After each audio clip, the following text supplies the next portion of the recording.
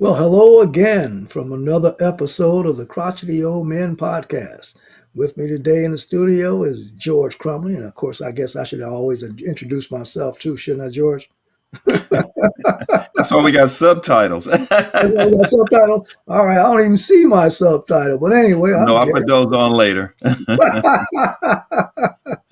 Well, hey, welcome to an episode of the Crotchety Old Men, and here we are today. How you doing, George? Hey, I'm doing great, Smitty. It's another beautiful day. The sun's out, and here again, we get to do one of my favorite things is talk about investing in money and how to be better in life and how to be your best self. So it's Yeah. always good to be able to talk about those kind of things. Shoot, well, let's get into it, man. All Um, right. we said something about some buying businesses or owning your own business or man, we talked about so many things. George, what is our topic for today? I'm going to let you talk.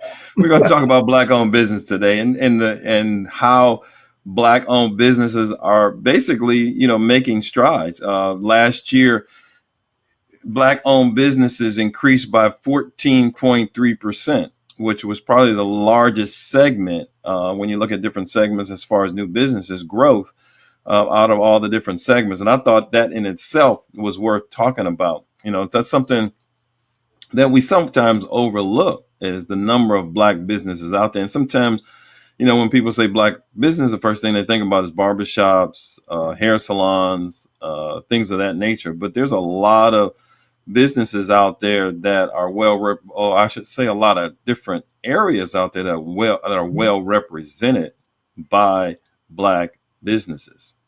Oh, you're absolutely 100% spot on. Um, but small business, period, is what runs the American economy. But then when we look at small black businesses, or just black businesses, period, let's put it that way. I can remove the small off of that piece. When we look at black owned businesses, period, we get several things. First of all, you get freedom.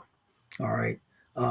Freedom in terms of financial freedom, okay, with the tax benefits that comes with business. The tax code is built in favor of and by business owners for the purpose of that. But more importantly, wealth, the accumulation and creation of wealth is attained by owning and operating our own business. And so when we talk about buying black businesses, we're talking about also building up those black businesses. All right. And as we continue to do business with each other as business owners and things of that nature, the twofer comes from that by building up our community. And so, without getting to the weeds with it, buying black businesses, supporting black businesses is critical to our economic stability and economic solvency. Yeah, I agree, Smitty. And when we look at black businesses, I mean, we go by the same rules as any business. It's Right. just that, society wants us to identify that it's a black owned business. But see, one of the things that we've got to get out of our head is that, we need a handout to get here. We need a grant or we need a special program or, what's in it for black people. But there's enough rules and regulations out here. If we just take the time to read, we can start our own businesses, just like everybody else has. I mean, like you said, the tax code was developed for businesses. So it's up to us to have a vision and to get out there and start a business. I was reading an article about Robert Johnson. Robert Johnson basically he owned the Bobcats. He sold them to Michael Jordan. So what did he do with his money? He turned around and he bought into a lodging firm. So he owns like 72 different hotels, Marriott's, Renaissance Inn, those types of hotels. So he's just here again building his brand. He's got probably like 70 some odd employees. He's traded on the stock exchange. You can buy into his business. So that's the kind of vision that you have to have as I'm going to say business owner. A Yeah. lot of people like to say black owned, but I'm just saying as a business owner because we owe it to ourselves to be a business owner.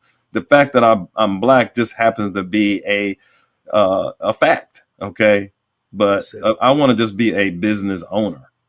There you go. No better said, man. Yeah, because the same business principles are applicable to any business in America. You look at the UCC, the Uniform Business Commercial Code.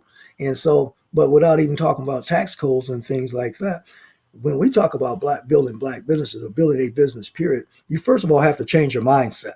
All right, that's first, particularly if you're looking to start a business. All right, there's two ways to get a business. You can either buy one or start one. I'm going to go with the former. You buy one because you buy one, you got the customer base, it's gone through all the ups and downs, it's got a proven method, and it's proven itself, and it should be cash flowing. All right, and when I think about that, this merger and acquisition, that's all it is, basically, an acquisition. But this concept could work so well in our community if we only understood business. I think about how we drive each other out of business because, George, you open up a chicken shop and you're doing quite well. You got a customer base, you got a nice reputation, strong product, and everything like that. And so I come along and I want to duplicate the same thing in the same area versus how about we just join together and make this bigger, and then we open up several of them and franchise the thing so that other brothers and sisters can eat. Keep the same recipe, keep the same system, keep the same thing that's been making money, and we just continue to do it over and over again. Absolutely. It's all about being in position, being in a position to do that, take advantage of those types of situations. Say, for example, if you are living in a four-family flat and all of a sudden the owner decides he wants to sell that four-unit building. I mean, if you're in position, you can buy that whole building. You've got now, you're paying your rent, but then you got three other units to pay the rent for the whole building. But you got to be in position to do that prior to. You got to have that vision, to be able to do something like that. So sometimes it's about being in the right place at the right time and just being prepared. Like I said, there's a lot of black business out there. A lot of when I look at Black Wall Street, that's a business here in Atlanta. Basically, what they did was they took an old Target and converted it into a marketplace. For example, they've got over 100 businesses in there. They just happen to be all black, but they're all thriving. And this has been a vision for a gentleman over, several years. And now it's thriving. They've got nightclubs, they've got restaurants, they've got businesses, and now it's thriving. It's in a location that's very accessible, and they're doing well. Oh, absolutely. And I'd be remiss if we didn't mention this. Whether you're going to start a business or buy one, make certain that you surround yourself with people that are smarter than you. You want to have a team. Don't attempt to do this by yourself. I think that's one of the reasons why so many people, particularly those who attempt to start a business out, they want to do it themselves. And you can't wear all the hats that are necessary and incumbent in order to have a successful business. All right. And so you want to make sure that you surround yourself with people smarter than you. Try to find a mentor, someone that has already done the business or what have you. But again, I look at business acquisitions as probably being one of the smartest ways or better ways, and certainly less riskier ways of getting into a business, period. I think next, of course, you want to look at something that's either a service or a product that's going to make a person's life either better in some way, or they're able to do things more efficiently, or certainly more conveniently and safely. All right. So you think of those things, and I think we said once before, George, that hey, you want to build your business around your lifestyle, not the other way around.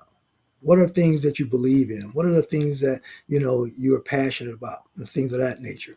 Because if to do a business in an arena or what have you, or an industry, or that you have no compassion about, you don't really care about, what have you, the bottom line is going to reflect that attitude. So the mindset has got to be changed if you go into a business. Oh, absolutely. When I started GBS Investment Group, it was me and my brother. We both had the same vision. It was to buy homes in Detroit, recondition them and rent them out at an affordable price so we could put people back in them. And that's what we did over several years. And it was easy because it fit into what we were doing. Both of us was working, but it allowed us to take our spare time and build this business. And it was very, very successful. So, that's what you have to do is, like you say, find something that fits in your lifestyle that allows you to success. But keep in mind, you're never going to get rich working for somebody else. So something we all need to look at, owning our own business. And with that said, Smitty, here again, the Crotchety Old Men podcast. I think that's our message for today. And remember, listeners, you can see us not only on YouTube, but you can also catch us on your favorite podcast, meaning Google, iHeart, or Apple. We're coming at you with these same subjects. So if you want to hear the full length of this discussion, you can find it on your favorite podcast network. So, That's Pete, right. Smith, I almost called you PC. It's Smitty, all, so with that said, what you got to carry us home with? all right. Remember this: everything counts. There are no insignificant people. There are no insignificant events. There are no insignificant days or moments. Everything counts. So make today count. Well said. Well said. And as we always say on the Crotchety Old Men podcast, if you didn't know, nah, Now, you know. Take care. Be peace. blessed. Peace.